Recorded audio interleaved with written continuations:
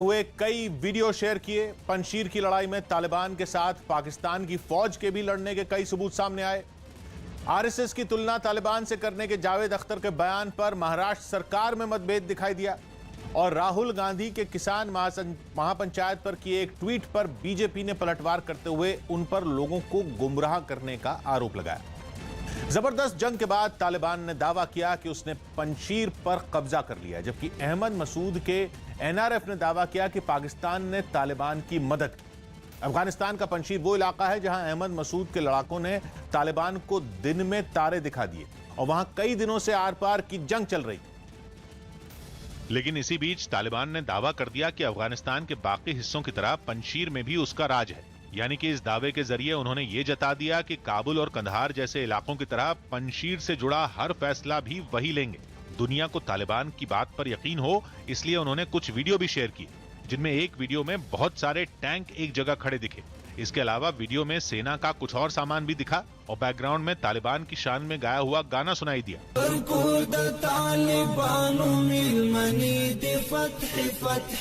दावा किया गया कि तालिबान ने पंजशीर पर कब्जे के बाद ये सारा सामान सीज किया है। उन्होंने एक और वीडियो के जरिए ये जताने की भी कोशिश की कि भले ही पंजशीर पर ताकत से कब्जा किया गया, लेकिन वहां के आम लोगों से जुड़ा फैसला दिल और दिमाग से लिया जाएगा। इस वीडियो में उनके नेता कुछ लोगों से यही बात करते दिखे।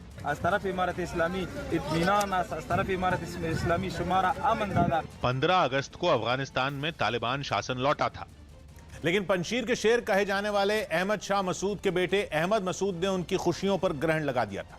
उन्होंने अपने हजारों लड़ाकों को तालिबान के खिलाफ मैदान में उतार दिया और पंजशीर की घाटियां गोलियों की आवाज से गूंज उठी। कहा जा रहा है कि रात में भी जबरदस्त जंग हुई और सुबह तालिबान ने प्रेस कॉन्फ्रेंस की और पंजशीर पर उनका अधिकार होने का ऐलान किया। पंजशीर को ताकत के जोर पर मुकम्मल कब्जे में ले लिया है। हमारी तरजीह है कि अवाम में भाईचारा, उसके लिए हद्दुल इम्कान कोशिश करेंगे। इस प्रेस कॉन्फ्रेंस में तालिबान ने उन आरोपों पर सफाई देने की कोशिश की जिनमें कहा गया था कि उन्होंने पंजशीर के आम लोगों को परेशान किया। जंग के दौरान भी तालिबान की कोशिश रही थी कि गैर मुसल्लह और आम शहरियों को तकलीफ ना पहुँचे। तालिबान के पंजशीर में एनआरएफ को हराने के दावों के बीच एक फोटो सामने आई। कहा जा रहा है ये फोटो एनआरएफ की ओर से शेयर की गई, जिसमें एक हेलीकॉप्टर नजर आया। दावा किया गया कि ये तस्वीर पंजशीर घाटी की है, जहां पाकिस्तान का हेलीकॉप्टर खड़ा है। इस हेलीकॉप्टर पर न केवल आर्मी लिखा दिखा, बल्कि पाकिस्तान की सेना की निशानी भी नजर आई। तालिबान से दो हाथ करने वाले अहमद मसूद ये आरोप लगा रहे हैं कि पंजशीर की जंग में पाकिस्तान की सेना ने तालिबान का साथ दिया। एनआरएफ ये फोटो उसी बात का सबूत बनाकर दुनिया के सामने लाया। वहीं तालिबान के पंजशीर में किए गए हमले का विरोध होना भी शुरू हो गया। काबुल में कुछ युवा सड़कों पर उतर आए। कहा जा रहा है कि पंजशीर में तालिबान ने बहुत सारे लोगों को मारा और काबुल के ये युवा इसी बात पर गुस्से में दिखे। वो बीच सड़क पर बैनर लेकर प्रदर्शन करने लगे, जिसकी वजह से गाड़ियों की रफ्तार तो धीमी पड़ी, लेकिन इन युवाओं का गुस्सा आसमान पर रहा और उन्होंने पाकिस्तान और तालिबान के खिलाफ खूब नारे लगाए।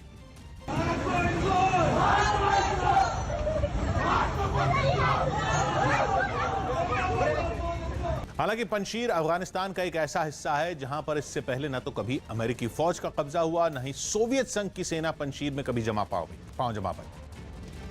पंजशीर में ऐसा क्या है ये समझना अहम है। पंजशीर की दूरी काबुल से बहुत ज्यादा नहीं है। काबुल के उत्तर में, यानी नक्शे में देखेंगे तो काबुल के ऊपर ही पंजशीर दिखता है और यह एक ऐसी जगह है जो कुदरती तौर पर किसी किले से कम नहीं है। पंजशीर असल में कोई शहर नहीं बल्कि एक घाटी का नाम है। चारों तरफ से पहाड़ियों से घिरी हुई एक ऐसी जगह जिसकी हिफाजत खुद कुदरत करती। ऊंचाई पर जो भी होता है उसे जंग में मदद मिलती। यहां भी हाल कुछ ऐसा ही है। पंजशीर जिन पहाड़ियों से घिरा है उनकी चोटियों पर एनआरएफ के लड़ाके मौजूद हैं, जिसका मतलब यह है कि कोई भी खतरा अगर पंजशीर की तरफ बढ़ता है तो एनआरएफ की नजर उस पर काफी पहले पड़ती है, उसे रोकना आसान हो जाता है। पंजशीर की आबादी है करीब 1.5 से 2 लाख, केवल 1.5 से 2 लाख। ये कितना छोटा आंकड़ा है, इसे ऐसे समझिए कि दिल्ली की आबादी में हर साल करीब 5 लाख लोग जुड़ जाते हैं और पंजशीर की कुल आबादी ही 1.5 से 2 लाख है। मतलब पंजशीर की आबादी के 4 गुना लोग तो दिल्ली में हर साल बढ़ जाते हैं। इनमें भी ज्यादातर ताजिक मूल के हैं, क्योंकि पास में है ताजिकिस्तान, जहां के कई लोग बरसों पहले पहुंच गए पंजशीर और यहीं पर बस गए। लेकिन इस बार पंजशीर पर जो हमला हुआ उसमें पाकिस्तानी फौज के इस्तेमाल की भी खबर है। हमला अब तक के सबसे जोरदार हमलों में एक बताया गया और तालिबान ने तो दावा कर दिया कि पूरे अफगानिस्तान पर अब तालिबान का कब्जा हो चुका है। मतलब एक अकेला पंजशीर जहां तालिबान घुस नहीं पाए थे, वहां भी तालिबान जम चुके हैं। लेकिन एनआरएफ ने उनके दावों को फिर से गलत बता दिया। मतलब एनआरएफ ने कह दिया कि पंजशीर पर तालिबान के कब्जे की खबरें झूठी हैं। एनआरएफ यानी वो फौज जो अहमद मसूद की तरफ से लड़ रही थी। एनआरएफ ने जो थ्योरी बताई उसे भी समझने की जरूरत है। पंजशीर का नक्शा दिखाते हुए यह बताया गया कि पंजशीर में एक मुख्य सड़क है, ऐसी सड़क जो एक छोर से शुरू होती है और पंजशीर के दूसरे छोर पर खत्म होती है। चारों तरफ पहाड़ियां हैं, लेकिन इन पहाड़ियों के बीच कुछ छोटी छोटी सड़कें और भी हैं जो इसी मुख्य सड़क में मिलती हैं। मतलब नक्शे में आप सड़कों के इस जाल को देखेंगे तो लगेगा जैसे किसी पेड़ की बड़ी डाली है जिससे छोटी छोटी कई सारी टहनियां निकल रही हैं। इसी बड़ी डाली पर, मतलब कि इस मुख्य सड़क पर पंजशीर के गवर्नर का घर और दफ्तर भी है जिस पर तालिबान ने कब्जे का दावा किया है। लेकिन एनआरएफ का दावा है कि वो इस बात को मान ही नहीं रहे हैं। मान रहे हैं कि गवर्नर के घर पर तालिबान का कब्जा हो चुका है। वो ये भी मान रहे हैं कि मुख्य सड़क पर भी तालिबान जमे हुए हैं। लेकिन आगे की बात यह है कि गवर्नर का दफ्तर कुछ दिनों से खाली पड़ी थी इमारत और मुख्य सड़क से अंदर आने के सभी रास्ते एनआरएफ के कब्जे में हैं। मतलब एनआरएफ का कहना यह है कि एक खाली सड़क और एक खाली इमारत पर कब्जा करने से पंजशीर पर कब्जा नहीं हो जाता। दावे के मुताबिक एनआरएफ के लड़ाके पंजशीर की सभी पहाड़ियों पर और मुख्य सड़क से निकलने वाली सभी दूसरी सड़कों पर मौजूद है और उनकी ही भाषा में कहें तो रणनीतिक तौर पर जो अहम जगह हैं उन पर अब भी तालिबान नहीं पहुंच पाए। एनआरएफ ने तो यह तक कह दिया कि इस सड़क पर और इससे पहले कई बार अमेरिकी फौजें भी दाखिल हुई, लेकिन इसके आगे जब कुछ हाथ नहीं लगा तो उन्हें लौटना पड़ा था। अब किसका दावा सही है, किसका दावा गलत है, यह साफ होना भी बाकी है। भले ही एनआरएफ यानी नेशनल रेजिस्टेंस फ्रंट पंजशीर प्रांत पर अपनी पकड़ बनाए रखने का दम भर रहा है, लेकिन तालिबान सीना ठोक के पंजशीर के अपनी मुट्ठी में होने का दावा कर रहे हैं। बल्कि उनका दावा तो यह कि उन्होंने एनआरएफ के नेता अहमद मसूद के घर और पंजशीर के गवर्नर ऑफिस को भी अपने कब्जे में ले लिया है, जिसके सबूत के लिए उन्होंने कई वीडियो जारी किए जिनमें एक तस्वीर में तालिबान अपनी जीत का डंका पीटते नजर आए। वो गवर्नर ऑफिस के परिसर में अपना सफेद झंडा बेहद शान से फहराते दिखे। 24 घंटे सुरक्षा कर्मियों के पहरे से घिरे रहने वाले जिस गवर्नर ऑफिस के पास पहले यूं ही भटकना भी मुमकिन नहीं होता था, वहां तालिबान के लड़ाके हथियार लेकर खुले घूमते नजर आए। वो गवर्नर ऑफिस के सामने वाली सड़क के चप्पे चप्पे पर अपना कब्जा जमाए नजर आए। वीडियो में दूर दूर तक कोई दिखा तो सिर्फ और सिर्फ तालिबान के हथियारबंद लड़ाके। वहीं सामने आए एक दूसरे वीडियो में तालिबान एक वीरान सी किले जैसी इमारत में घूमते दिखे। इस वीडियो के साथ ये दावा किया गया कि वीडियो में दिख रहा किला एनआरएफ के नेता अहमद मसूद का है, जिस पर अब तालिबान का कब्जा हो गया है। यही वजह रही कि इस वीडियो के सामने आने के बाद यह दावा भी होने लगा कि अहमद मसूद भी तालिबान के हमले के शिकार हो गए।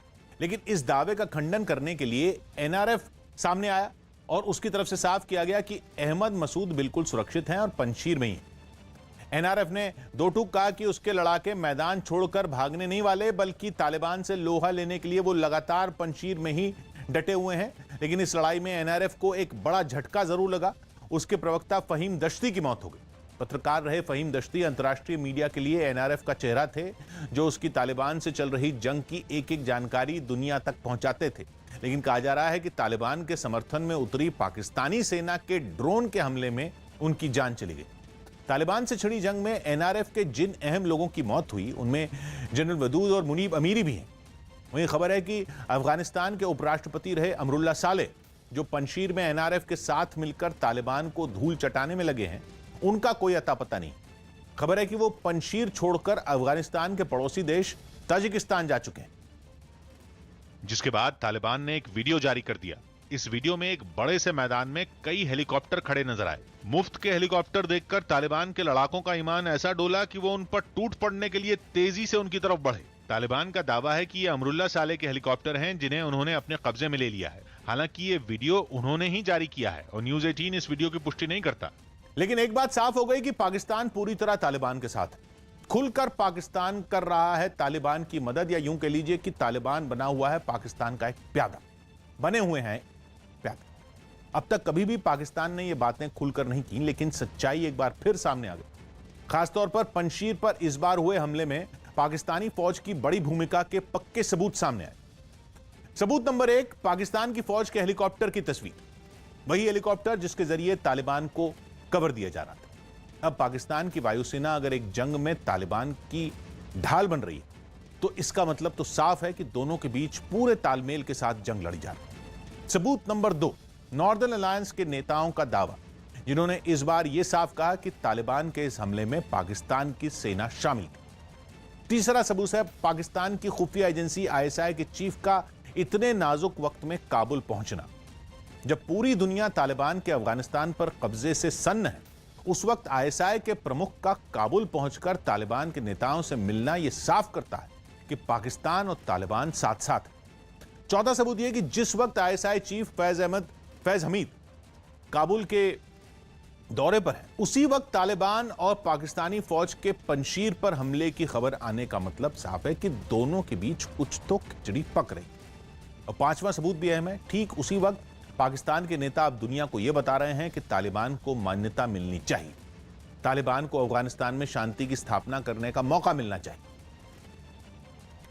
There's no good bad Taliban. They all have their own ideology और वो आइडियोलॉजी को फॉलो करते हैं। आपके कहने वो अच्छे नहीं बनेंगे, वो बुरे नहीं बनेंगे। आज भी मैं इसीलिए कह रहा हूं कि एक मौका मिला है, एक चॉइस मिला है, let's give a chance to peace. और अगर ये आ गए हैं मेन स्ट्रीम में तो उनको क्यों ना मौका दिया जाए और उनको दुनिया पूरी कहे भाई ये कर लो। मतलब अब ये तो साफ हो रहा है कि तालिबान की जीत की स्क्रिप्ट पाकिस्तान में लिखी जा रही थी। ISI और पाकिस्तान की सेना तालिबान के साथ इस लड़ाई में हर कदम पर थी। लेकिन बड़ा सवाल यह कि पाकिस्तान और तालिबान की जुगलबंदी अभी शुरू हुई है या 20 साल से पाकिस्तान एक झूठ का प्रपंच रच रहा है। लेकिन हकीकत यही है कि पाकिस्तान ने कभी भी तालिबान का साथ नहीं छोड़ा। 9/11 के हमले के बाद जब 2001 में अमेरिकी फौज ने अफगानिस्तान में डेरा डाला, उस वक्त अमेरिका को सबसे ज्यादा जरूरत थी पाकिस्तान की। अमेरिकी फौज पाकिस्तान की जमीन और उसका एयर स्पेस दोनों इस्तेमाल कर रही, लेकिन खबर आई कि तालिबान बचने के लिए पाकिस्तान से लगने वाली सीमाओं पर आ गए। यह इलाका फाटा का इलाका था, फेडरली एडमिनिस्ट्रेड ट्राइबल एरियाज। यह पाकिस्तान का वो इलाका है जो अफगानिस्तान की सीमा से लगता है, पूरी तरह कबायली इलाका, सुरक्षा के लिहाज से बेहद संवेदनशील। पाकिस्तान के 4 प्रांत हैं और यह इलाका उन चारों प्रांतों के बाहर का है। कहने को तो उस वक्त के पाकिस्तान के राष्ट्रपति जनरल परवेज मुशर्रफ ने ऐलान कर दिया था कि वो फाटा के इस इलाके में तालिबान के खिलाफ बड़ा ऑपरेशन चलाएंगे, लेकिन सच्चाई यह थी कि यह ऑपरेशन तालिबान को मिटाने के लिए नहीं बल्कि तालिबान को बचाने के लिए चलाया गया। पाकिस्तान अमेरिका और पूरी दुनिया की आंखों में धूल झोंकता रहा और तालिबान को बचाने में लगा रहा। लेकिन यह चाल केवल जनरल परवेज मुशर्रफ नहीं चली, बल्कि यह तो पाकिस्तान की एक राष्ट्रीय नीति बन गई। जो भी पाकिस्तान की कुर्सी पर बैठा उसने इसी रास्ते पर आगे बढ़ना शुरू कर दिया। आतंकवाद या सीधे कहें तो तालिबान से लड़ने के नाम पर पाकिस्तान करोड़ों डॉलर की मदद अमेरिका से लेता रहा। उन पैसों से खरीदे हथियार तालिबान को सौंपता रहा, जिसके सबूत बीच बीच में अमेरिका को मिलते भी रहे। लेकिन अमेरिका के लिए पाकिस्तान इस जंग में इतनी बड़ी मजबूरी बन गया कि चाहकर भी अमेरिका पाकिस्तान के खिलाफ अपनी नीति में कोई खास बदलाव नहीं कर पाया। और 2006 के बाद तो तालिबान की लड़ाई का तरीका ही बदल गया। ये तरीका ऐसे तो कतई नहीं था जैसा आमतौर पर इस तरह की फौजें लड़ा करती। तालिबान इससे पहले तक आमने सामने की जंग लड़ा करते थे, अमेरिकी फौज का मुकाबला किया करते, लेकिन यहां से जंग लड़ने का तरीका बदल गया। तालिबान वैसे ही लड़ने लगे जैसी जंग ISI के इशारे पर आतंकी कश्मीर में लड़ते हैं। तालिबान लुका छिपी का खेल खेलने लगे, कहीं बम धमाके करने लगे, कहीं फिदायीन हमले करने लगे। ये सब केवल अपनी ताकत और अपनी मौजूदगी का एहसास कराने के लिए वो करते रहे। लेकिन न तो कहीं कोई आमने सामने की जंग हुई और न ही तालिबान के हौसले पस्त।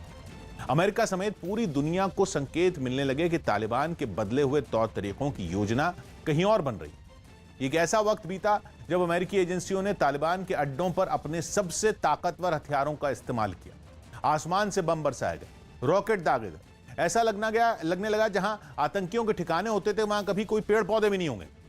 लेकिन नतीजा हुआ उसके बिल्कुल उलट। तालिबान न खत्म हुए न ही कमजोर हुए। 2011 में कंधार की एक जंग के बाद एक अमेरिकी अफसर के हवाले से कई रिपोर्ट में दावा किया गया कि उन्होंने तालिबान के पास कुछ ऐसा देखा जो हैरान करने वाला था। उन्होंने देखा कि तालिबान के हथियारों से खास तरह के कार्बन पेपर की पैकिंग हटाई गई। ये वही कार्बन पेपर थे जिनमें आईएसआई के गोदामों में हथियार रखे जाते हैं। और पाकिस्तान के इसी दोहरे खेल की वजह से आखिरकार अमेरिका को लगने लग गया कि अफगानिस्तान में डटे रहना केवल एक ऐसी जंग लड़ने जैसा है जिसका कोई अंत नहीं है। 20 साल में अमेरिका ने 1000 बिलियन डॉलर से ज्यादा खर्च किए, यानी भारतीय रुपयों में करीब 75 लाख करोड़ से ज्यादा खर्च कर दिए। 2015-16 के बाद से ही अमेरिका ने तालिबान के साथ बातचीत तेज कर दी। 2018 होते होते समझौते भी शुरू हो गए और तालिबान के गिरफ्तार हुए नेताओं की रिहाई भी होने लगी। पाकिस्तान के चेहरे पर नकाब तब भी चढ़ा रहा, लेकिन जब पूरी दुनिया आतंकियों की मुट्ठी में एक मुल्क के जाने पर परेशान होने लगी, पाकिस्तान साफ साफ तालिबान के साथ खड़ा दिखने लगा। लेकिन एक तरफ तालिबान पंजशीर पर अपनी लालची नजरें गड़ा बैठे हैं, दूसरी तरफ काबुल में जहां वो पहले ही कब्जा जमा चुके हैं, वहां ही उनका सिंहासन डोलता नजर आ रहा है। खबर है कि पंजशीर पर हक्कानी नेटवर्क और तालिबान के नेता मुल्ला अब्दुल गनी बरादर में ऐसी ठनी कि बात खून खराबे पर उतर आई और मुल्ला बरादर अस्पताल पहुंच गए। मुल्ला बरादर तालिबान का वो बड़ा नेता है जिसे अब तक अफगानिस्तान का राष्ट्रपति बनाने की चर्चा थी, और अब तक खुद हक्कानी नेटवर्क उसे सत्ता के शिखर पर पहुंचाने के लिए उसके पीछे खड़ा था। लेकिन पंजशीर ने प्लान पर ऐसा पानी फेरा कि दोनों एक दूसरे के खून के प्यासे बन बैठे। ये सनसनीखेज दावा किया गया है पंजशीर ऑब्जर्वर नाम के एक ट्विटर अकाउंट की तरफ से, जो खुद को अफगानिस्तान का न्यूज आउटलेट बताता है। पंजशीर ऑब्जर्वर के मुताबिक बात बीते शुक्रवार की है। काबुल में तालिबान के संस्थापकों में एक रहे मुल्ला बरादर और तालिबान के दूसरे नेता और हक्कानी नेटवर्क से जुड़े अनस हक्कानी के बीच पंजशीर में छिड़ी लड़ाई का मुद्दा उठा। बताया गया कि बरादर ने पंजशीर के हालात पर नाराजगी जताई और कहा कि तालिबान के लड़ाके पंजशीर में जमी एनआरएफ से न लड़ें और वापस काबुल आ जाएं। लेकिन इस बात पर अनस हक्कानी का पारा चढ़ गया। फिर तो दोनों नेताओं के धड़े अपना आपा खो बैठे और दिमाग में चढ़ी गर्मी में बंदूक का ट्रिगर दब गया। गोली लगने से मुल्ला बरादर जख्मी हो गया और इलाज के लिए उसे पाकिस्तान ले जाना पड़ा। असल में पंजशीर तो बस बहाना है। अनस हक्कानी और मुल्ला बरादर के धड़ों के बीच चली गोली की जड़ में सत्ता की मलाई का बंटवारा छिपा है। दिक्कत यह है कि हक्कानी नेटवर्क अफगानिस्तान में सत्ता का बंटवारा नहीं चाहता। वो चाहता है कि वहां कट्टर सुन्नी पश्तून सरकार बने। लेकिन मुल्ला बरादर अपने एक वादे से बंधा है। कतर की राजधानी दोहा में वो अंतर्राष्ट्रीय समुदाय को जबान दे चुका है कि अफगानिस्तान में तालिबान के राज में ऐसी सरकार बनेगी जिसमें हर किसी की भागीदारी होगी, जो हर किसी को साथ लेकर चलेगी। इसी वजह से वो पंजशीर की लड़ाई के हक में नहीं और इसी बात पर उसकी जान पर बनाई। और इस बीच खबर आ रही है कि वहां तालिबान सरकार की तस्वीर साफ हो गई है। नीरज कुमार में बता रहे हैं कि मुल्ला मोहम्मद हसन अखुंद सरकार का मुखिया बनेगा। बताया जा रहा है कि अखुंद को अखुंदजाद ने नियुक्त किया, जबकि मुल्ला बरादर जिसके पहले राष्ट्रपति बनने की चर्चा थी, उसे अखुंद का डिप्टी बनाया जाएगा। अमीर मुत्तकी नया विदेश मंत्री, जबकि हक्कानी नया गृह मंत्री होगा। ये वो चेहरे हैं जो अफगानिस्तान में तालिबान की सरकार चलाएंगे। नीरज हमारे साथ जुड़ रहे हैं। नीरज, ये अखुंदजाद जो नाम पहले आ रहा था, ये कोई शख्स है भी या नहीं? क्योंकि इसकी कोई तस्वीर तो आती नहीं है। अब कहा जा रहा है अखुंदजाद ने अखुंद को बोल दिया है कि इसको बनाएंगे राष्ट्रपति। किशोर, देखिए, मुल्ला मोहम्मद हसन अखुंद का जो नाम आया है वो तो अपने आप में धार्मिक नेता और कंधार से जुड़े हैं, जहां तालिबान का जन्म हुआ था, और इन्हें तालिबान ने तय किया है कि अगली सरकार के मुखिया होंगे। दूसरा, पहला सवाल जो आपने किया कि जिनकी तस्वीर सामने नहीं आई है, उनको लेकर विवाद जरूर है। पहला नाम उन्हीं का आया था, उसके बाद अल बरादर का आया था। लेकिन अब एक चीज साफ हो गई कि तालिबान ने लगभग ये तय कर लिया है कि उनके सरकार का चरित्र क्या होगा। गठन भले अब तक ना हुआ हो इतने दिनों में, क्योंकि 15 अगस्त पर काबुल पर कब्जे के बाद इतने दिन बीत गए हैं अब तक, लेकिन अब तक सरकार का गठन नहीं हुआ और यही बार बार सवाल उठ रहा था। लेकिन मुल्ला मोहम्मद अखुंद की घोषणा से कह सकते, तालिबान के नेताओं ने इसकी जानकारी वहां स्थानीय मीडिया को दे दी है। और एक बात अब साफ हो गई कि बुधवार तक तालिबान के नेताओं ने इस बात की उम्मीद जताई कि बुधवार तक सरकार की घोषणा हो जाएगी या गठन हो जाएगा। लेकिन फिर भी हमें इंतजार करना होगा, क्योंकि जिस तरह से अब तक 3 नाम आए हैं, उससे कहीं ना कहीं तालिबान के अंदर विभेद की भी बात होती है। और ऐसे में जबकि इन्होंने सरकार के चरित्र का, जो सरकार का स्वरूप होगा, उसका ऐलान नहीं, मतलब जानकारी दी है, तो उससे एक बात तो साफ है कि अब तालिबान ने यह तय कर लिया है कि उनके सरकार का स्वरूप क्या होगा, सरकार के चेहरे कौन कौन होंगे। शुक्रिया नीरज आपका। इस बीच अफगानिस्तान के पंजशीर में पाकिस्तान की सेना के तालिबान का साथ देने पर ईरान ने ऐतराज जताया। ईरान के तेहरान टाइम्स की रिपोर्ट है कि वहां के विदेश मंत्री सईद खतीबजादे ने कहा कि वो पंजशीर में हर हमले में पाकिस्तान के दखल की जांच कर रहे हैं और ईरान को लगता है कि अफगानिस्तान के लोगों को आपस का झगड़ा बातचीत से सुलझाना चाहिए, आपस में बात करके सुलझाना चाहिए। मतलब ईरान का मानना है कि पंजशीर की समस्या को तालिबान और एनआरएफ चर्चा से सुलझाएं, ना कि युद्ध करके। मतलब ताजिक जो अहमद मसूद वाले हैं वो तालिबान से बातचीत करें, तालिबान उनसे बातचीत करें, ये युद्ध ना हो। यही नहीं, वहां के विदेश मंत्री ने पंजशीर में रात हुए हमले की भी कड़ी आलोचना की और इस हमले में जिन एनआरएफ कमांडर की जान गई उन्हें श्रद्धांजलि तक दी। और अब आपको दिखाते हैं वो तस्वीर जो इस बात को साफ कर देगी कि तालिबान की अक्ल पर अब भी पर्दा पड़ा है। उनके राज में अफगानिस्तान के अलग अलग शहरों में यूनिवर्सिटी की पढ़ाई शुरू तो हो गई, लेकिन खास बात यह कि क्लासरूम बदला बदला नजर आया। लड़के और लड़कियां पर्दे में पढ़ाई करते दिखाई दी। क्लासरूम में उनके बीच पर्दा डाल दिया गया, जिसमें एक तरफ लड़कियां तो दूसरी तरफ लड़के बैठे पढ़ाई करते नजर आए। तालिबान की पर्दे वाली पाठशाला देखकर यह साफ पता चल गया कि आने वाले दिनों में वहां की सूरत क्या होने वाली। असल में तालिबान ने अफगानिस्तान में महिलाओं के पढ़ने के लिए नियम बनाए हैं, जिनके मुताबिक वो पर्दे में रहकर ही पढ़ाई कर सकती हैं। हालांकि तालिबान का दावा है कि इस बार वो बदले हुए हैं, लेकिन इस तस्वीर ने उनका असली चेहरा फिर सामने ला दिया। यही नहीं, सब कुछ बदलने में जुटे तालिबान सत्ता में आते ही काबुल को नया रंग देने में भी जुट गए।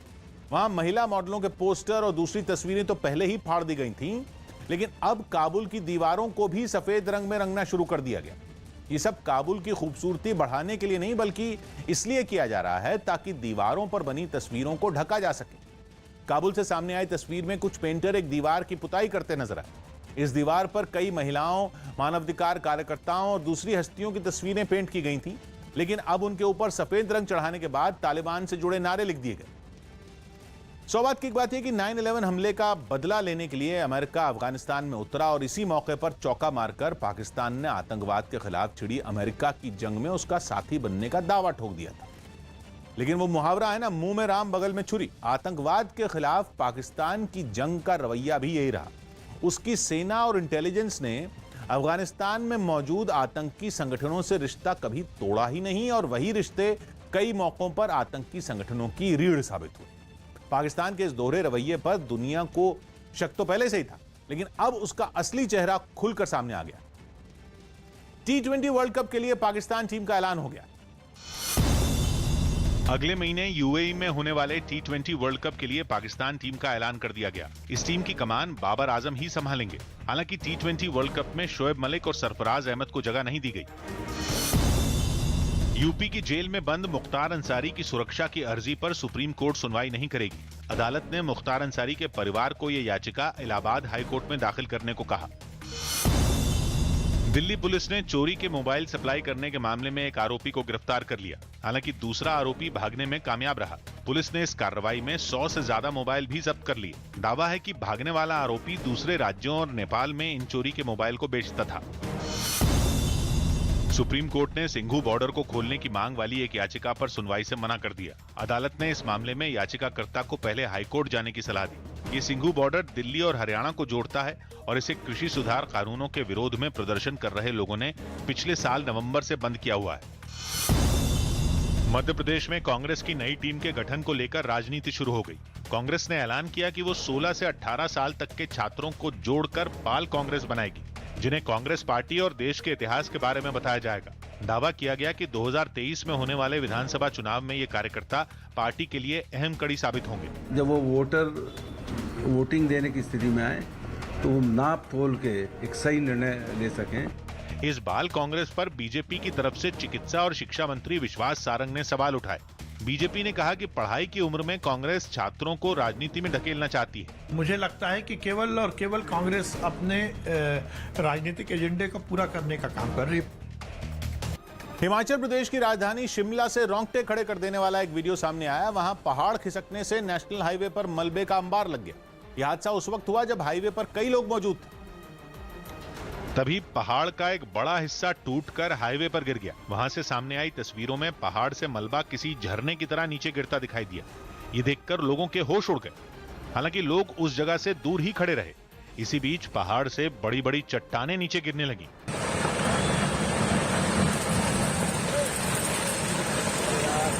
इस तबाही को देखकर वहां मौजूद लोग तेजी से भागे।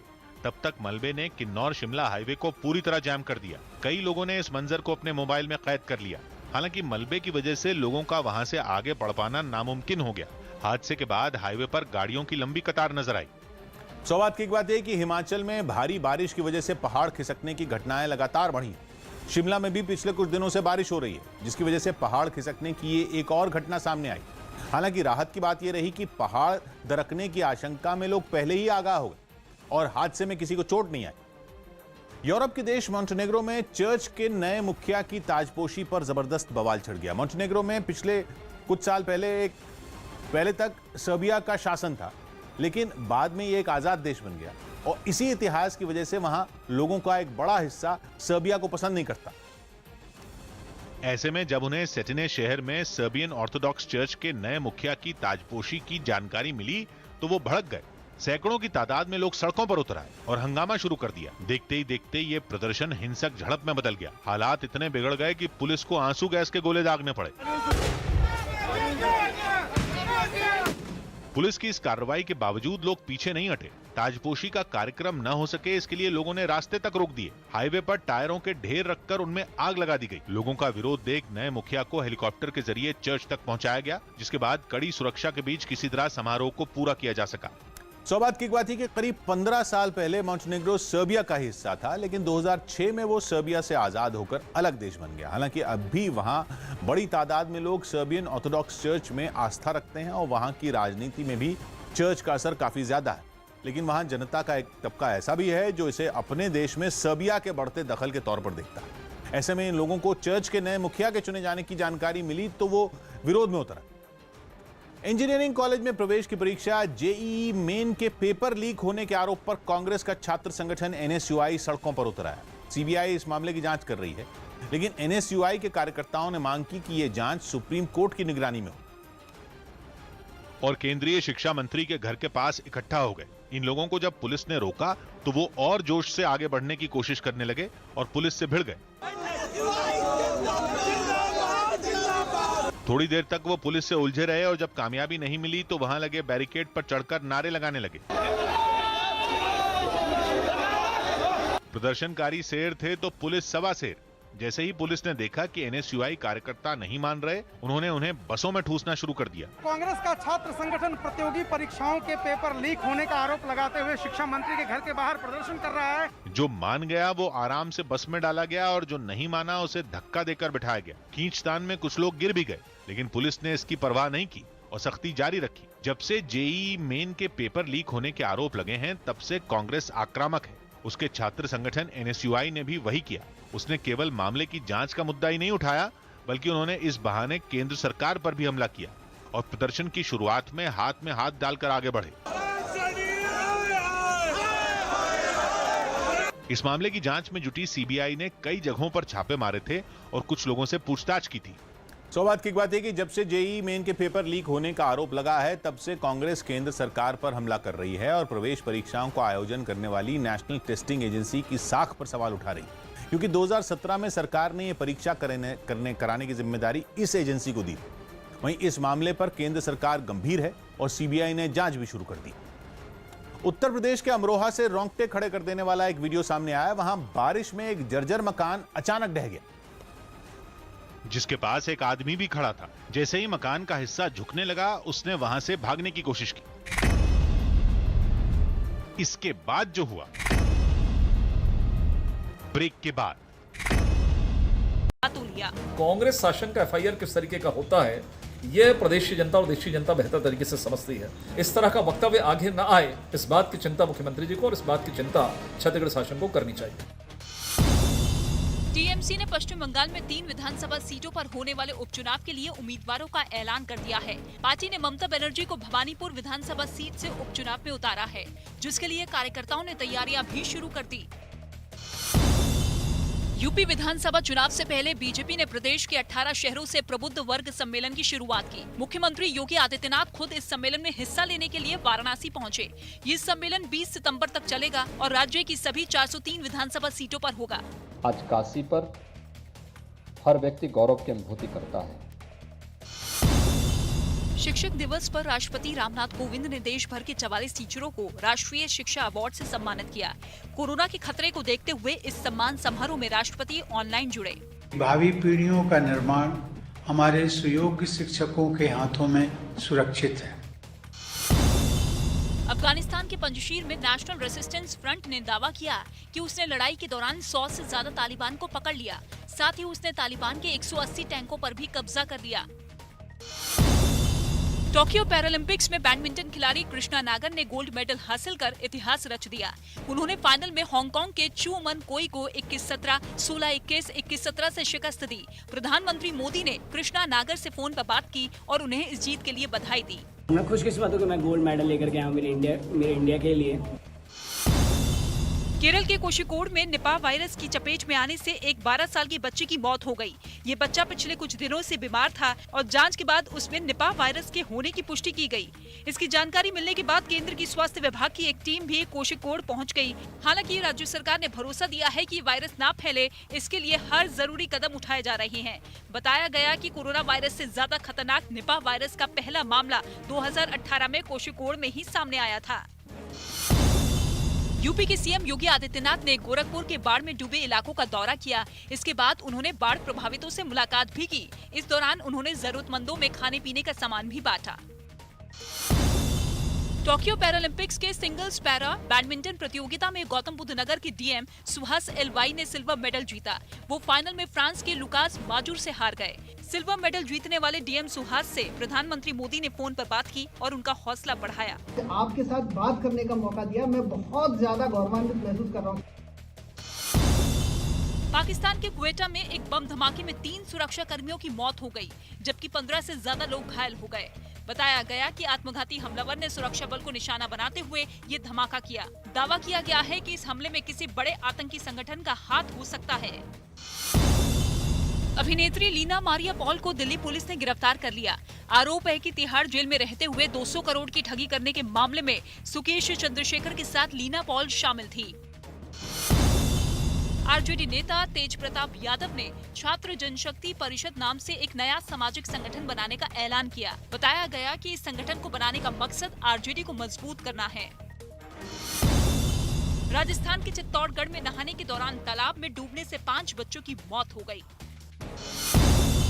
मुंबई में कोरोना के बढ़ते खतरे के बीच सार्वजनिक जगहों पर उमड़ रही भीड़ ने चिंता बढ़ा दी। वहां भीड़ को लेकर हाईकोर्ट ने सरकार को निर्देश भी दिए थे, लेकिन उसका भी खास असर नहीं दिखाई दिया। जुहू बीच में तो सैकड़ों लोग नियमों की परवाह किए बिना समंदर किनारे मस्ती करते हुए दिखाई दिए। इस वक्त हम जुहू बीच पे मौजूद हैं और आप मेरे पीछे देख सकते हैं यहाँ पर किस तरीके की जो भीड़ है वो उमड़ आई है। इनमें भी ज्यादातर लोग बिना मास्क के ही दिखे। यही नहीं, जरूरी दूरी के नियम की भी धज्जियां उड़ा दी गयी। हालांकि कुछ लोग जरूर सावधान नजर आए। बिकॉज संडे तो शायद इतनी भीड़ है, बट वीकडेज में इतनी भी नहीं होती है। छत्तीसगढ़ के मुख्यमंत्री भूपेश बघेल के पिता नंद कुमार बघेल के खिलाफ धार्मिक भावनाएं भड़काने के आरोप में केस दर्ज किया गया है, जिस पर राज्य में जुबानी जंग तेज हो गई। आरोप है कि नंद कुमार बघेल ने 30 अगस्त को लखनऊ में ब्राह्मण समाज के लोगों के खिलाफ विवादास्पद बयान दिया था, जिस पर विवाद बढ़ने के बाद छत्तीसगढ़ सरकार की तरफ से ही केस दर्ज कराया गया। मुख्यमंत्री के रूप में मेरी जिम्मेदारी है कि समाज में विभिन्न वर्ग के लोगों के बीच में समरसता भाईचारे बना रहना चाहिए और यदि उसे कोई खंडित करने की कोशिश करे तो उनके खिलाफ जो कानूनी कार्रवाई है, विधि सम्मत कार्रवाई है, वो की जाएगी। लेकिन बीजेपी ने इस कार्रवाई को दिखावा करार देते हुए कांग्रेस सरकार को आड़े हाथों लिया। कांग्रेस शासन का एफआईआर किस तरीके का होता है ये प्रदेश की जनता और देश की जनता बेहतर तरीके से समझती है। इस तरह का वक्तव्य आगे न आए, इस बात की चिंता मुख्यमंत्री जी को और इस बात की चिंता छत्तीसगढ़ शासन को करनी चाहिए। टीएमसी ने पश्चिम बंगाल में 3 विधानसभा सीटों पर होने वाले उपचुनाव के लिए उम्मीदवारों का ऐलान कर दिया है। पार्टी ने ममता बनर्जी को भवानीपुर विधानसभा सीट से उपचुनाव में उतारा है, जिसके लिए कार्यकर्ताओं ने तैयारियां भी शुरू कर दी। यूपी विधानसभा चुनाव से पहले बीजेपी ने प्रदेश के 18 शहरों से प्रबुद्ध वर्ग सम्मेलन की शुरुआत की। मुख्यमंत्री योगी आदित्यनाथ खुद इस सम्मेलन में हिस्सा लेने के लिए वाराणसी पहुंचे। ये सम्मेलन 20 सितंबर तक चलेगा और राज्य की सभी 403 विधानसभा सीटों पर होगा। आज काशी पर हर व्यक्ति गौरव की अनुभूति करता है। शिक्षक दिवस पर राष्ट्रपति रामनाथ कोविंद ने देश भर के 44 टीचरों को राष्ट्रीय शिक्षा अवार्ड से सम्मानित किया। कोरोना के खतरे को देखते हुए इस सम्मान समारोह में राष्ट्रपति ऑनलाइन जुड़े। भावी पीढ़ियों का निर्माण हमारे सुयोग्य शिक्षकों के हाथों में सुरक्षित है। अफगानिस्तान के पंजशीर में नेशनल रेसिस्टेंस फ्रंट ने दावा किया कि उसने लड़ाई के दौरान 100 से ज्यादा तालिबान को पकड़ लिया। साथ ही उसने तालिबान के 180 टैंकों पर भी कब्जा कर लिया। टोक्यो पैरालंपिक्स में बैडमिंटन खिलाड़ी कृष्णा नागर ने गोल्ड मेडल हासिल कर इतिहास रच दिया। उन्होंने फाइनल में हांगकांग के चू मन कोई को 21-17, 16-21, 21-17 से शिकस्त दी। प्रधानमंत्री मोदी ने कृष्णा नागर से फोन पर बात की और उन्हें इस जीत के लिए बधाई दी। मैं खुशकिस्मत हूं कि मैं गोल्ड मेडल लेकर के आया हूं मेरे इंडिया के लिए। केरल के कोषिकोड में निपाह वायरस की चपेट में आने से एक 12 साल की बच्ची की मौत हो गई। ये बच्चा पिछले कुछ दिनों से बीमार था और जांच के बाद उसमें निपाह वायरस के होने की पुष्टि की गई। इसकी जानकारी मिलने के बाद केंद्र की स्वास्थ्य विभाग की एक टीम भी कोषिकोड पहुंच गई। हालांकि राज्य सरकार ने भरोसा दिया है कि वायरस ना फैले, इसके लिए हर जरूरी कदम उठाए जा रहे हैं। बताया गया कि कोरोना वायरस से ज्यादा खतरनाक निपाह वायरस का पहला मामला 2018 में कोषिकोड में ही सामने आया था। यूपी के सीएम योगी आदित्यनाथ ने गोरखपुर के बाढ़ में डूबे इलाकों का दौरा किया। इसके बाद उन्होंने बाढ़ प्रभावितों से मुलाकात भी की। इस दौरान उन्होंने जरूरतमंदों में खाने पीने का सामान भी बांटा। टोक्यो पैरालंपिक्स के सिंगल्स पैरा बैडमिंटन प्रतियोगिता में गौतम बुद्ध नगर के डीएम सुहास एलवाई ने सिल्वर मेडल जीता। वो फाइनल में फ्रांस के लुकास माजुर से हार गए। सिल्वर मेडल जीतने वाले डीएम सुहास से प्रधानमंत्री मोदी ने फोन पर बात की और उनका हौसला बढ़ाया। आपके साथ बात करने का मौका दिया, मैं बहुत ज्यादा गौरवान्वित महसूस कर रहा हूँ। पाकिस्तान के क्वेटा में एक बम धमाके में 3 सुरक्षा कर्मियों की मौत हो गई, जबकि 15 से ज्यादा लोग घायल हो गए। बताया गया कि आत्मघाती हमलावर ने सुरक्षा बल को निशाना बनाते हुए ये धमाका किया। दावा किया गया है कि इस हमले में किसी बड़े आतंकी संगठन का हाथ हो सकता है। अभिनेत्री लीना मारिया पॉल को दिल्ली पुलिस ने गिरफ्तार कर लिया। आरोप है कि तिहाड़ जेल में रहते हुए 200 करोड़ की ठगी करने के मामले में सुकेश चंद्रशेखर के साथ लीना पॉल शामिल थी। आरजेडी नेता तेज प्रताप यादव ने छात्र जनशक्ति परिषद नाम से एक नया उत्तर प्रदेश के अमरोहा से रोंगटे खड़े कर देने वाला एक वीडियो सामने आया। वहां बारिश में एक जर्जर मकान अचानक ढह गया, जिसके पास एक आदमी भी खड़ा था। जैसे ही मकान का हिस्सा झुकने लगा, उसने वहां से भागने की कोशिश की। यही वजह रही कि उसकी जान भी बच गई, क्योंकि जैसे ही उसने मकान को झुकते हुए देखा, वो वहां से फौरन भाग निकला। जिसके तुरंत बाद ये इमारत ताश के पत्तों की तरह भरभरा कर ढह गई और उसका मलबा चारों ओर फैल गया। ये देख आसपास मौजूद लोग भी फौरन अपने घरों से बाहर निकल आए। इस हादसे से पहले एक साइकिल सवार और एक महिला भी वहां से गुजरती दिखी, जिनकी जान भी बाल बाल बच गई। ये घटना वहां लगे एक सीसीटीवी कैमरा में रिकॉर्ड हो गई, जिसका वीडियो अब सोशल मीडिया में वायरल हो रहा है। सौभाग्य की बात है कि बारिश के वक्त पुरानी इमारतों के आसपास पानी जमा हो जाने से अक्सर ऐसे हादसे होते हैं। बताया गया कि अमरोहा में जो बिल्डिंग गिरी वो काफी पुरानी हो चुकी थी और इस बारिश में आखिरकार ढेर हो गई। हालांकि शुक्र इस बात का रहा कि हादसे में आसपास के मकानों को कोई नुकसान नहीं पहुंचा। झारखंड विधानसभा में नमाज पढ़ने के लिए अलग से कमरे की व्यवस्था का मामला तूल पकड़ता जा रहा है। बीजेपी ने इस मुद्दे पर राज्य सरकार के खिलाफ मोर्चा खोल दिया। हाल ही में विधानसभा अध्यक्ष रविंद्रनाथ महतो ने एक आदेश जारी किया था, जिसके तहत वहां नमाज पढ़ने के लिए अलग से एक कमरे की व्यवस्था कर दी गई। जिसके बाद बीजेपी ने इस फैसले पर कड़ी आपत्ति जताई और पार्टी के कई विधायकों ने विधानसभा के बाहर प्रदर्शन किया। उन्होंने वहां भजन कीर्तन के जरिए अपना विरोध जताया।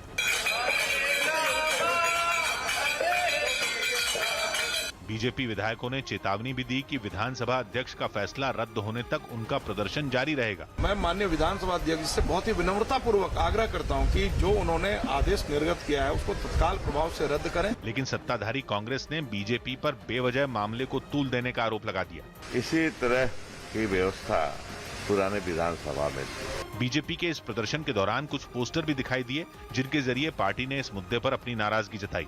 सौभाग्य की बात है कि झारखंड विधानसभा के नए भवन में नमाज के लिए कमरा देने के लिए पीछे स्पीकर ने दलील दी कि पहले भी ऐसी व्यवस्था थी, लेकिन बीजेपी ने इस बात पर नाराजगी जताई। उसके विधायक इस फैसले के खिलाफ विधानसभा के बाहर धरने पर बैठ गए और दूसरे धर्मों के लिए भी विधानसभा भवन में कमरा देने की मांग कर दी। जावेद अख्तर के आरएसएस पर दिए बयान पर महाराष्ट्र सरकार में मतभेद दिखा। आरएसएस की तुलना तालिबान से करने के गीतकार जावेद अख्तर के बयान पर महाराष्ट्र की महाविकास अघाड़ी सरकार में मतभेद दिखाई दिया। शिवसेना ने जावेद अख्तर के बयान पर अपनी नाराजगी जताई। हमारे देश में और देश की किसी भी संस्था या संगठन का तालिबानियों से तुलना करना मुझे लगता है ठीक नहीं है। लेकिन कांग्रेस ने इस मुद्दे के बहाने बीजेपी पर निशाना साध दिया। बीजेपी के सोच बीजेपी के खिलाफ बोलेंगे, उनके संस्थाओं के खिलाफ बोलेंगे तो आपके खिलाफ धरना प्रदर्शन ही नहीं, मुकदमे भी होते हैं। जावेद अख्तर के बयान पर बीजेपी भी भड़क गई। यूपी सरकार में मंत्री मोहसिन रजा ने इस पर कड़ा एतराज जताया। कैसे सेवा भाव के तहत वो देश के लिए समर्पित लोग हैं, देश के लिए कैसा समर्पण है उनका, इनका देश के लिए समर्पण होता तो ये तालिबान और इस तरह की बातें करते। खबर है कि ब्रिक्स सम्मेलन गुरुवार को ऑनलाइन होगा, जिसमें अफगानिस्तान संकट समेत कई मुद्दों पर बात होगी। इस संगठन में ब्राजील, रूस, भारत, चीन और दक्षिण अफ्रीका शामिल हैं। कांग्रेस नेता शशि थरूर का श्रीनगर में गाना गाने का एक वीडियो सोशल मीडिया पर वायरल हो गया।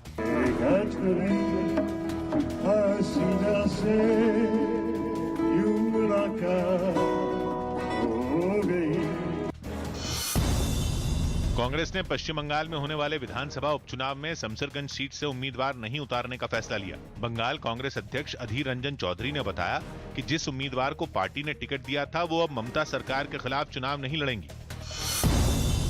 दावा है कि दिल्ली में एयर इंडिया के एक विमान के बिजनेस क्लास में कुछ चींटियां दिखाई दीं, जिसके बाद तुरंत विमान को उड़ान भरने से रोक दिया गया। इस विमान को लंदन के लिए उड़ान भरनी थी और विमान में भूटान के राजकुमार भी सवार थे। ऐसे में एयर इंडिया ने विमान को बदल दिया ताकि किसी को परेशानी का सामना न करना पड़े।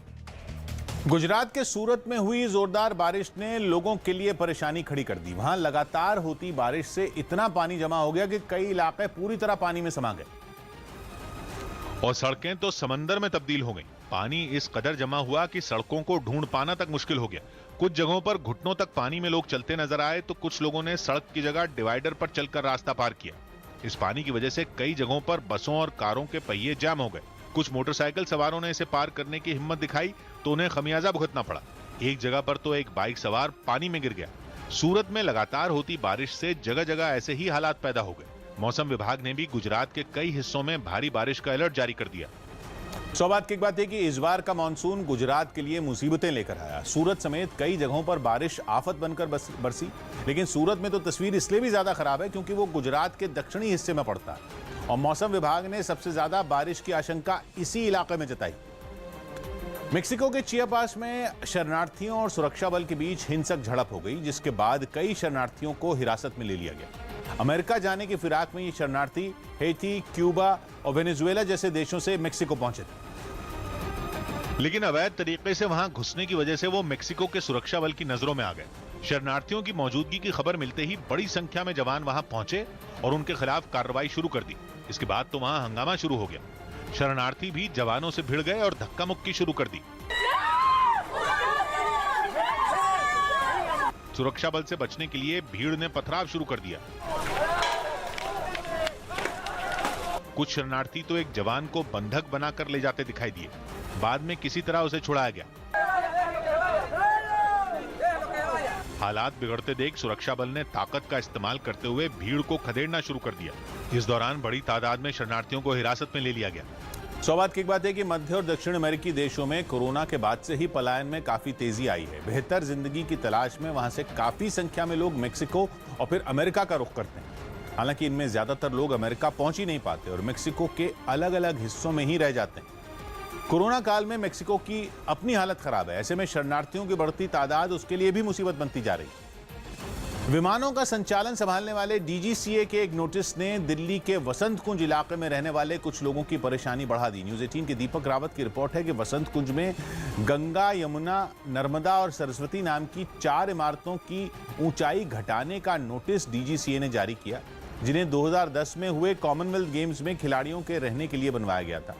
हालांकि बाद में इन इमारतों में बने करीब 2000 फ्लैटों को बेच दिया गया था, लेकिन अब डीजीसीए ने इन इमारतों की छतों पर बनी पानी की टंकियों समेत दूसरे निर्माण पर आपत्ति जताई और हवाई यातायात के मानकों का हवाला देते हुए उन्हें जल्द से जल्द हटाने का निर्देश दिया। इस नोटिस के मिलने के बाद उन इमारतों में रहने वाले लोगों की परेशानी बढ़ गई और खबर है कि वो कोर्ट जाने की तैयारी में। चंडीगढ़ से रोंगटे खड़े करने वाली कुछ तस्वीरें सामने आई। वहां रिजर्व बैंक ऑफ इंडिया की 2 कैश वैन की टक्कर में एक कांस्टेबल समेत 4 लोग घायल हो गए। यह हादसा तब हुआ जब ये दोनों गाड़ियां कैश वैन लेकर सड़क पर जा रही थी। तभी आगे जा रही गाड़ी के ड्राइवर ने अचानक ब्रेक लगा दी, जिससे उसके ठीक पीछे जा रही कैश वैन आगे वाली वैन से जा भिड़ी। हादसे के बाद की कुछ तस्वीरें भी सामने आईं, जिनमें कुछ पुलिस वाले उस वैन में फंसी कांस्टेबल को बाहर निकालते दिखे। लेकिन यह काम इतना आसान नहीं रहा, क्योंकि गाड़ियों की टक्कर में कांस्टेबल इस तरह फंसी कि उसे निकालने के लिए क्रेन तक की मदद लेनी पड़ी। सबसे पहले क्रेन ने दोनों गाड़ियों को एक दूसरे से अलग किया, क्योंकि हादसे के बाद दोनों आपस में चिपक गई थी और एक गाड़ी के अगले हिस्से के परखचे उड़ गए थे। इसी गाड़ी में वो कांस्टेबल भी थी जो गाड़ी के अंदर ही दब गई, जिसे बाद में कड़ी मशक्कत के बाद बाहर निकालकर अस्पताल भिजवा दिया गया। आरबीआई की कैश वैन था, तो उसमें एक हमारी लेडी कांस्टेबल ट्यूब में थोड़ी फंस गई थी, तो अभी उनको रेस्क्यू करके हमने हॉस्पिटल भेजा है। इस हादसे में दोनों गाड़ियों के ड्राइवरों को भी गंभीर चोटें आईं। बात की बात है कि चंडीगढ़ में हुए इस हादसे के बारे में कहा जा रहा है कि बैंक जा रही पहली गाड़ी के सामने कोई आ गया था, जिसकी वजह से उसके ड्राइवर ने अचानक गाड़ी रोक दी, जिससे पीछे वाली वैन के ड्राइवर का संतुलन बिगड़ गया और उसने आगे वाली गाड़ी को टक्कर मार दी। बड़ी खबर आ रही है, आरएसएस प्रमुख मोहन भागवत का बड़ा बयान आया है। हिंदुओं और मुसलमानों के पूर्वज एक थे, मुसलमानों के वर्चस्व की बात न हो, दोनों के पूर्वज एक थे, भारत के वर्चस्व की बात होनी चाहिए, उनका कहना। उन्होंने कहा, आज वो बात कर रहे थे मुस्लिम इंटेलेक्चुअल से, तो आरएसएस प्रमुख मोहन भागवत ने कहा कि मुसलमानों के वर्चस्व की बात नहीं होनी चाहिए, जबकि दोनों के पूर्वज एक हैं। आशीष हमारे साथ जुड़ रहे हैं मुंबई से। आशीष। जी बिल्कुल किशोर, आपको बताना चाहेंगे मोहन भागवत ने इंटेलेक्चुअल्स, जो मुस्लिम इंटेलेक्चुअल्स हैं, उनके साथ बैठक की और साथ ही में उनको ये बताया कि देश को अगर प्रोग्रेस करना है तो सभी को एक साथ चलना पड़ेगा, ना कि मुसलमानों के वर्चस्व की बात की जाए। देश के वर्चस्व की बात अगर हमारी सोच में आती है तो देश की उन्नति होगी। और साथ ही जो कट्टरपंथी हैं, इन लोगों से सावधान रहने की सलाह जो है वो इंटेलेक्चुअल्स को दी, जिससे सारे जो मुस्लिम स्कॉलर्स हैं ये सहमत नजर आए। किशोर, शुक्रिया आशीष आपका। किसान महापंचायत के बहाने बीजेपी ने राहुल गांधी पर निशाना साधा। राहुल गांधी के किसान महापंचायत पर किए एक ट्वीट पर बीजेपी ने पलटवार किया। बीजेपी नेता संबित पात्रा ने आरोप लगाया कि राहुल ट्वीट के जरिए लोगों को गुमराह कर रहे हैं। राहुल गांधी ने अपने इस ट्वीट में किसानों की भीड़ की एक तस्वीर डालते हुए किसान आंदोलन का समर्थन किया था। राहुल गांधी भ्रम की राजनीति के माध्यम से, झूठे फोटो के माध्यम से राजनीति करने का प्रयास करते हैं। बीजेपी के इस हमले पर कांग्रेस भड़क गई और उसने राहुल का समर्थन करते हुए इस ट्वीट को सही ठहराया। इस तस्वीर में कहां लिखा कि ये मुजफ्फरनगर महापंचायत की तस्वीर है? टीम इंडिया के मुख्य कोच रवि शास्त्री के बाद अब गेंदबाजी कोच भरत अरुण और फील्डिंग कोच आर श्रीधर की भी कोरोना रिपोर्ट पॉजिटिव पाई गई। अब ये तीनों 10 दिनों तक क्वारंटीन रहेंगे, जबकि इंग्लैंड के साथ टीम का 5वां टेस्ट 4 दिन बाद शुक्रवार से खेला जाएगा, यानी ये सभी टीम के साथ नहीं जुड़ पाएंगे। आईटी और मेटल सेक्टर के शेयरों में मजबूती रही। इससे सेंसेक्स 167 अंक उछलकर 58,297 पर पहुंच गया। साथ ही निफ्टी 54 अंक ऊपर 17,378 पर बंद हुआ। रायपुर में छत्तीसगढ़ के सीएम भूपेश बघेल के घर पर तीज से जुड़े एक कार्यक्रम का आयोजन किया गया। इस कार्यक्रम के दौरान सीएम ने महिलाओं के साथ डांस भी किया।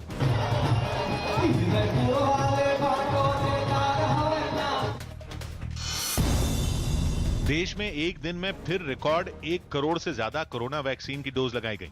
इस पर स्वास्थ्य मंत्री मनसुख मांडविया ने भी खुशी जताई और स्वास्थ्य कर्मियों को भी बधाई दी। पैरालंपिक्स में देश का नाम रोशन कर लौटे खिलाड़ियों का एयरपोर्ट पर लोगों ने जबरदस्त स्वागत किया। इस बार पैरालंपिक्स में भारत ने अब तक का अपना सबसे अच्छा प्रदर्शन किया और पुराने सारे रिकॉर्ड तोड़ते हुए 19 मेडल जीतकर इतिहास रच दिया। और ये इतिहास रचने वाले खिलाड़ी जब एयरपोर्ट पर उतरे तो लोगों ने उनका दिल खोलकर स्वागत किया। पैरालंपिक्स में मेडल जीतते समय शायद इन खिलाड़ियों को भी एहसास नहीं होगा कि उनका भारत की जमीन पर कदम रखते ही ऐसा शानदार स्वागत होगा। गोल्डन गर्ल अवनी लेखरा तो खुशी की वजह से कुछ बोल ही नहीं पाई। जिस तरीके से लोग यहाँ इकट्ठा हुआ था, आपको निकलने में बहुत दिक्कत हुई एयरपोर्ट से, इस तरह एक्सपेक्ट किया था आपने? बैडमिंटन में सिल्वर मेडल जीतने वाले यूपी के गौतम बुद्ध नगर के डीएम सुहास एलवाई जैसे ही एयरपोर्ट से बाहर आए, ऐसा लगा कि लोग दीवाने हो गए। वो नाचने लगे और उन्होंने उन पर फूलों की बारिश कर दी। लोगों ने तो जो स्वागत किया। 2 मेडल जीतने वाले शूटर सिंहराज ने भी इस स्वागत के लिए लोगों का शुक्रिया अदा किया।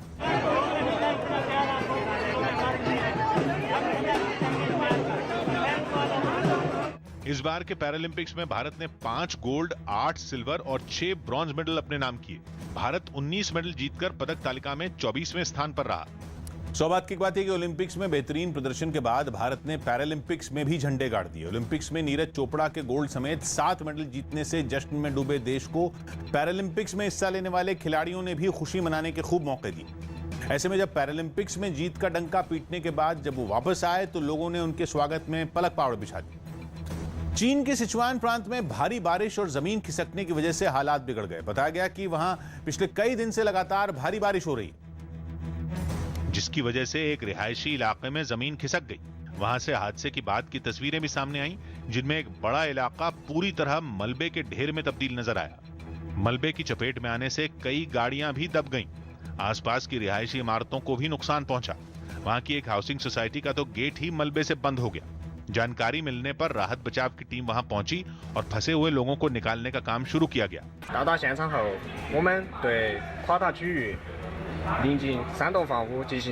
खतरे को देखते हुए आसपास की दूसरी इमारतों को भी पूरी तरह खाली करा लिया गया। सौभाग्य की बात है कि सिचुआन समेत चीन के कई इलाके मौसम की मार झेल रहे हैं। लगातार भारी बारिश की वजह से रास्तों के बंद होने और जमीन खिसकने की घटनाएं भी सामने आ रही हैं। हालांकि राहत की बात यह रही कि सिचुआन में जिस जगह हादसा हुआ वहां आसपास की इमारतें मलबे की चपेट में आने से बच गईं, नहीं तो वहीं जान और माल का भारी नुकसान होना भी तय था। वायुसेना को जल्द ही कई अहम मामलों में वित्तीय अधिकार दिए जा सकते हैं, जिसके लिए रक्षा मंत्रालय नियमों में बदलाव की तैयारी कर रहा है। News18.com की रिपोर्ट है कि वायुसेना को जल्द ही कुछ अहम वित्तीय अधिकार दिए जाएंगे ताकि वो इमरजेंसी की हालत में आसमान में ही ईंधन भरने वाले विमान और दूसरे साजो सामान को किराए पर ले सके। फिलहाल वायुसेना के पास रूस में बने 6 ऐसे विमान हैं जिनका इस्तेमाल आसमान में ईंधन भरने के लिए किया जाता है, लेकिन कई बार मरम्मत के लिए भेजे जाने की वजह से वायुसेना इन सभी विमानों का एक साथ इस्तेमाल नहीं कर पाती, जिसकी वजह से आसमान में देर तक रहने की उसकी ताकत पर भी असर पड़ सकता है।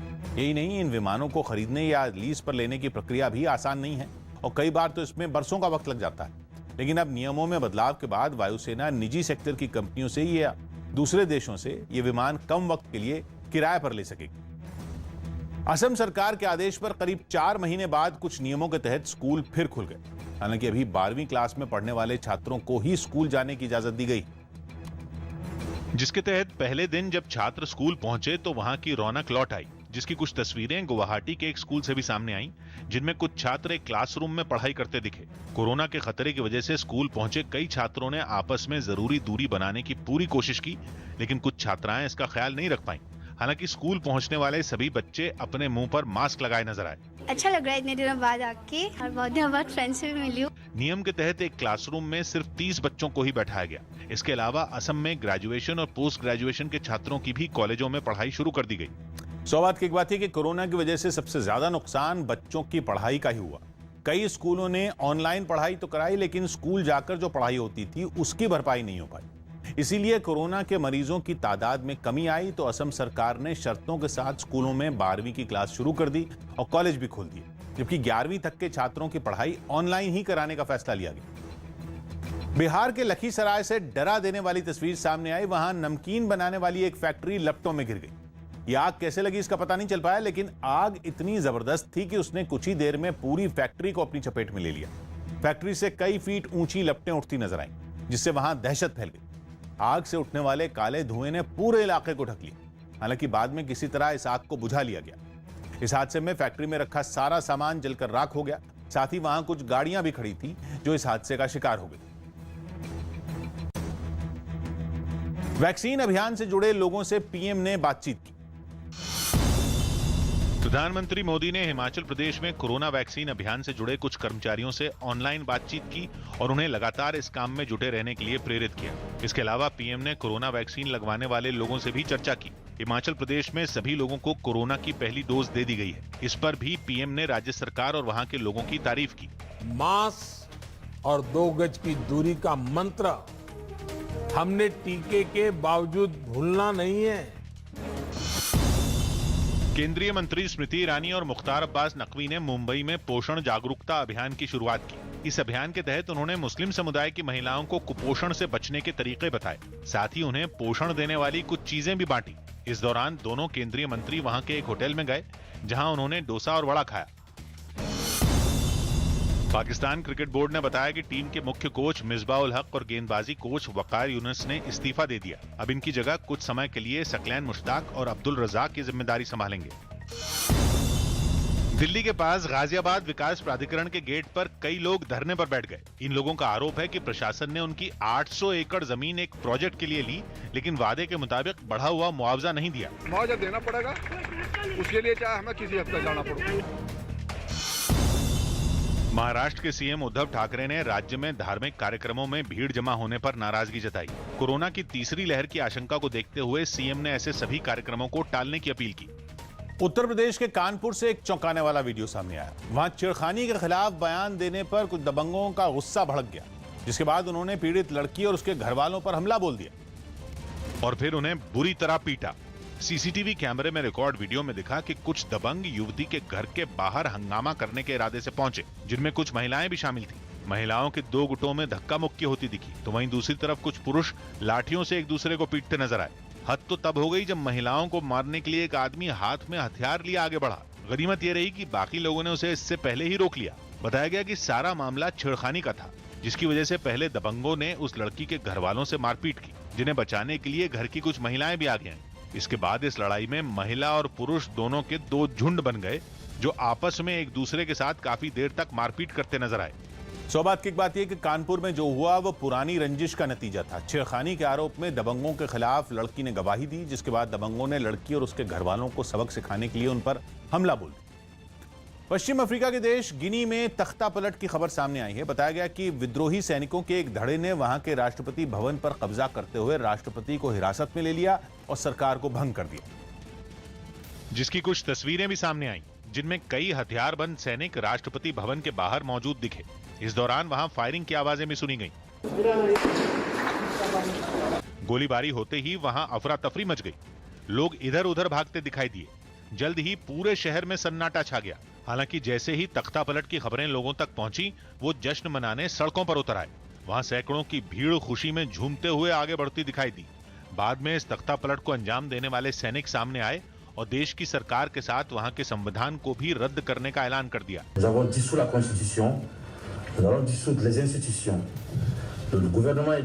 बगावत करने वाले गुट ने राष्ट्रपति अल्फा कॉन्डे के पूरी तरह सुरक्षित होने का भरोसा दिया और उनका एक वीडियो भी जारी किया, जिसमें वो एक कमरे में सैनिकों के बीच बैठे नजर आए।